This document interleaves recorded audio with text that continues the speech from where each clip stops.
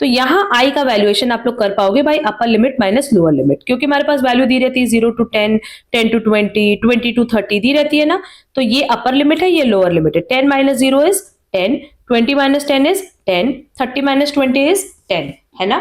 तो ये हमारे पास क्या आ जाएगा, क्लास इंटरवल। बाकी जब हमने इंडिविजुअल सीरीज और डिस्क्रीट सीरीज बताई थी तो वहां क्लास इंटरवल इजीली कैलकुलेट नहीं हो रहा था, वहां पे जो हमारे पास एक्स की वैल्यूज दी हुई थी हम उसी का डिफरेंस ले रहे थे। बट अगर हम लोग कॉन्टिन्यूअस सीरीज की बात करें तो इसमें हमारे पास एग्जैक्ट क्लास इंटरवल आता है। क्लियर। तो अब ये होपफुली आप लोगों को कॉन्टिन्यूअस सीरीज समझ में आ गया होगा कि क्यों कॉन्टिन्यूअस सीरीज के फॉर्मूला बिल्कुल सेम है डिस्क्रीट सीरीज के, क्योंकि जब आप कॉन्टिन्यूअस सीरीज में एक्स की वैल्यूएशन कर लोगे ना तो ये कन्वर्ट हो जाएगा इनटू डिस्क्रीट सीरीज, और जब ये डिस्क्रीट सीरीज में कन्वर्ट हो गया तो आपको किसका फॉर्मूला अप्लाई करना होगा, डिस्क्रीट सीरीज का। क्लियर।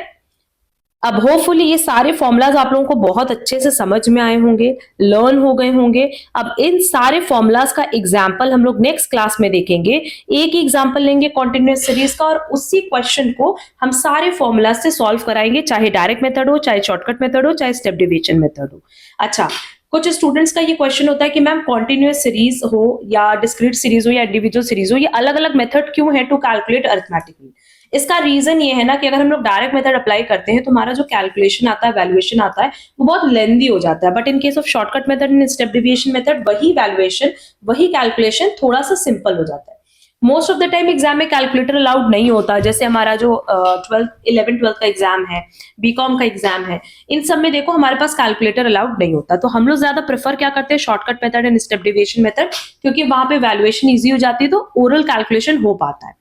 बट जहां आपके पास कैलकुलेटर अलाउड है तो आप सिंपली कौन सा मेथड अप्लाई करोगे, डायरेक्ट मेथड, आपको कोई दूसरा मेथड अप्लाई करने की जरूरत नहीं पड़ेगी। ठीक है। अब देखो, अगर ये सारे फॉर्मूलाज आप लोगों को अच्छे से समझ में आ गए तो वेल एंड गुड है। अगर कहीं पे भी कहीं कोई प्रॉब्लम हो किसी भी फॉर्मूले में, किसी भी पॉइंट में, तो कमेंट बॉक्स में कमेंट करके पूछ सकते हो।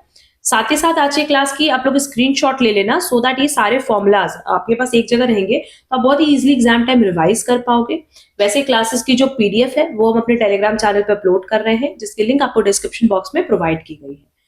अगर आज का क्लास यूजफुल लगा है तो प्लीज वीडियो को लाइक कमेंट शेयर जरूर करना। चैनल पे नए हो तो चैनल सब्सक्राइब जरूर कर देना। अब हम लोग मिलेंगे हमारी नेक्स्ट क्लास में। आज के लिए बस इतना। Thank you so much.